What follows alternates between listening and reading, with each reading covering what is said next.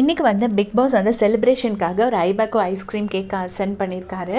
எல்லாரும் அவ்வளோ happy enjoy பண்ணுறாங்க. அதில் வந்து பார்வதிக்கு வந்து கொஞ்சம் சின்ன பீஸ் போயிடுச்சு.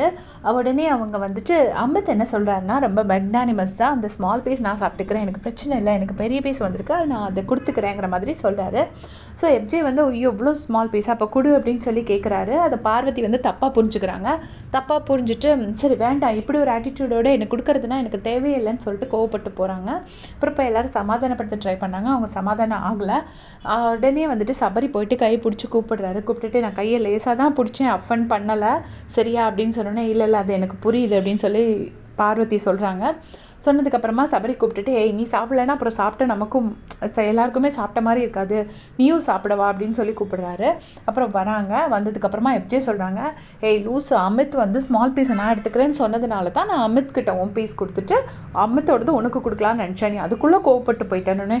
ஓ அப்படியா, நீ வாங்கிக்கிறேன்னு சொன்னியா, நான் என்ன நினச்சிக்கிட்டேன்னா சின்ன பீஸ் உனக்கு வேண்டான்னா அப்போ வேண்டாம், நீ சாப்பிடவே வேண்டாம், நீ திருப்பி வாங்கிக்கிறேன்னு நினச்சிட்டேன், அதனால எனக்கு கோவம் வந்துருச்சு அப்படின்னு சொல்லிட்டு பார்வதி வந்து சொல்கிறாங்க. அதுக்கப்புறமா வந்து எல்லோரும் எப்படியோ சமாதானப்படுத்துகிறாங்க. சமாதானமாக எல்லோரும் சாப்பிட்றாங்க. அந்த பக்கம் பார்த்திங்கன்னா திவ்யாவும் சாண்ட்ராவும் இருக்காங்க. திவ்யா சொல்கிறாங்க, பிரியாணி பீஸாக்கெல்லாம் நான் பேசாமல் இருந்தேன், ஏன்னா ஃபஸ்ட் டே ஐஸ்கிரீம் வந்தது, நெக்ஸ்ட் டே வந்து பிரியாணி வந்தது, நெக்ஸ்ட் டே பீஸா வந்தது, அதெல்லாம் நான் சாப்பிடாமல் இருப்பேன், பட் ஐபாக்கோ ஐஸ்கிரீம் என்னால் சாப்பிடாமல் இருக்கவே முடியாது, அது எனக்கு கண்டிப்பாக வேணும் அப்படின்னு சொல்லிட்டு திவ்யா வந்து நம்ம சாப்பிடலாம் அப்படிங்கிறாங்க.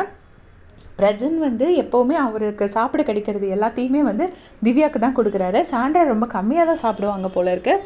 அப்போ வந்துட்டு இப்போ பிரஜன் கிட்ட உங்கள் பங்கு எனக்கு வேணும் அப்படின்னு சொல்லி கேட்குறாங்க. அதை வந்து வேறு யாருக்கோ பிரஜன் கொடுத்துட்டாரு போல இருக்குது. அதுக்கு வந்துட்டு எதுக்கு கொடுத்தீங்க, எனக்கு கொடுங்க அப்படின்னு சொல்லி திவ்யா கேட்குறாங்க. இப்போ அவங்களும் சாப்பிட்றதுக்கு வந்து சாப்பிட்றாங்க.